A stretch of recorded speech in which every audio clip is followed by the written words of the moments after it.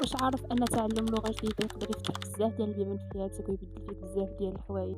واش عارف ان تعلم لغة جديدة بمثابة امتلاك مفتاح جديد؟ هاودي هاودي my beautiful ladies، نتمنى تكونوا في احسن الاحوال وانتم كتفرجوا في هذا الفيديو. هذا اول فيديو في بلاي ليست ديال اللغات، اهميتها وكيفية تعلمها.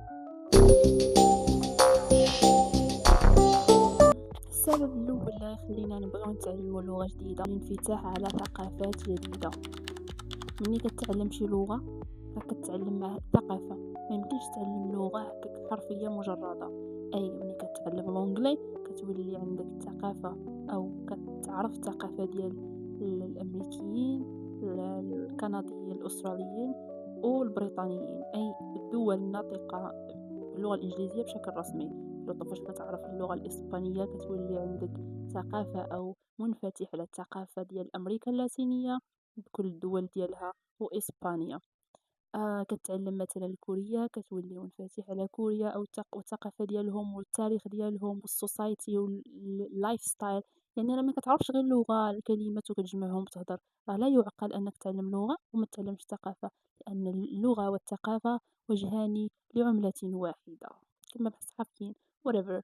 دونك هادشي مهم بزاف و it's so funny وممتع ممتع انك تتعلم اللغة وتتعلم الثقافة ديالهم. الفيستاس السيليبريشنز اللي سيليبريتيهم، كيفاش كيلبسوا، كيفاش كيفكروا، شنو التاريخ ديالهم، علاش كيقولوا هكا وما كيقولوش هكا، علاش كيهضروا هكا وما كيهضروش هكا، علاش كيعبروا هكا. كتعرف اشهر الكتب اللي تكتبوا في الثقافة ديالهم، اشهر الافلام، اشهر الاحتفالات فهاد الشي كيساعدك انك تستمتع ويكون عندك ثقافة، يعني مثقف، كتعرف بزاف على دول وحدين اخرين وكتعرف لغات ديال ناس وحدين اخرين. وهاد الشي كيعطيك واحد القدرة على عقلك انك تشوف نظرة شاملة، كتولي كتقبل ثقافة الاخر، كتكون عندك cultural skills، كتولي cultural person، يعني كتقبل الاديان المختلفة، الالوان المختلفة، الثقافات المختلفة، داكشي اللي كيحتفلوا به الناس. ما كتبقاش تضحك على شي حد ولا يجيك داكشي اللي كيدير شي حد غريب خارج على الصرب. كيولي انك كتعرف شنو هي الثقافة وشنو هو الاختلاف. الاختلاف ليس تخلف، بل هو أجمل ما في الكون، أن الإنسان يكون مختلف عليك كيفاش كيعيش في اللون في اللايف ستايل. تما يكمن الجمال، هناك يكمن السر. السبب الثاني اللي يخلينا نبغيو نتعلمو شي لغة واحدة أخرى، فرص الشغل والسفر. أنا كنعرف بزاف ديال الأصدقاء ديالي، بلوطو واحد صديق ديالي كان عنده ماستر في الشعر في اللغة العربية، وكاينة واحد المنحة في قطر، منحة زوينة. أم، جاه أنه زعما يمشي يقرا الدكتوراه تما، وعنده جميع المتطلبات، عنده لي مونسيون، عنده النقاط تبارك الله عليه، ولكن ما عندوش لونجلي. وهما رغم انه جامعة في قطر يعني عربية، ورغم انه ما كيقراوش بلونجلي، غادي يقريوه باللغة العربية حيت غيدير الدكتوراه في الشعر. الشعر العربي راه ما عندهاش علاقة باللونجلي. رغم ذلك من الشروط ديال القبول في ديك الجامعة انك تكون عندك واحد النيفو ما بيهش لونجلي، اللي هو B1. وهاد الصديق ديالي دابا راه مشى هاد العام، راه تما كيقرا، الله يسهل عليه.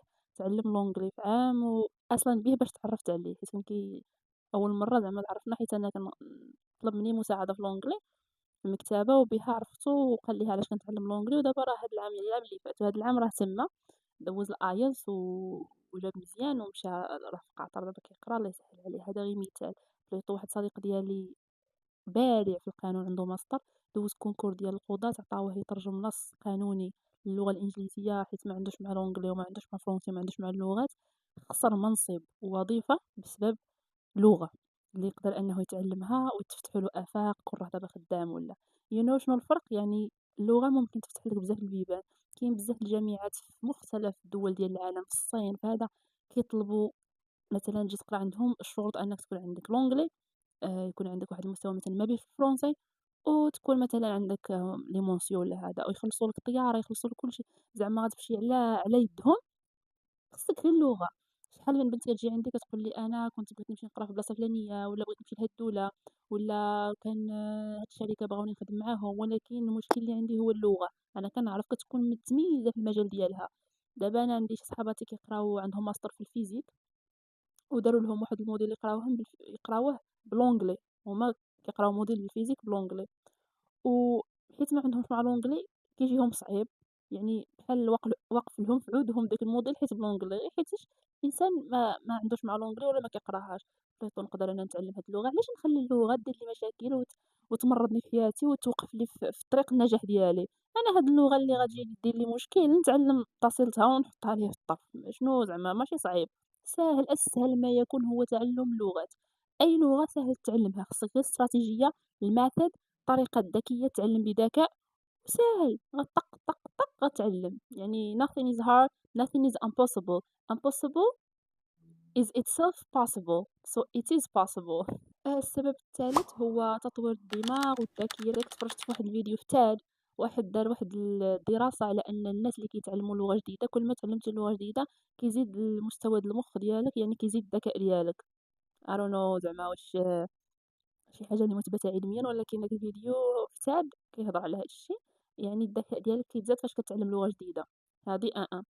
A2 الإنسان اللي هادي نيشان هادي متأكدة منها، الإنسان اللي كيكون كيتعلم لغات وكيقدر يهضر بزاف ديال اللغات كي كي العقل ديالو كيشيخ ببطء، كتشرف ببطء ما كتشرفش دغيا، يعني كيولي عندك مثلًا 70 عام وأنت عقلك ديال 40 عام، شاد كتعقل الشادة والفادة، ماشي كيجيك الزهايمر على بكري والخرف على بكري وداك الشي، هي ما كتنساش ما كتوليش يعني كيولي عندك عقل كبير، بحال اللي كل ما تعلمتي عقلك كيزيد يكبر وكيولي الخلايا العصبية ديالك كيتجدّوا، حيت باش تهضر لغة شوف اللغة عندها بنية، بنية لغوية كاينين اللسانيات وعلم دونك ديك البنية أنك مثلًا نعطيكم مثال في العربية كنقولوا مثلًا الفتاة جميلة، ولكن باللونجلي ما كنقولوش الفتاة جميلة يعني الاسم و والصفة، كنقولوا the beautiful girl كنقلبوا الصفة هي الأولى وعاد الاسم plutôt girl.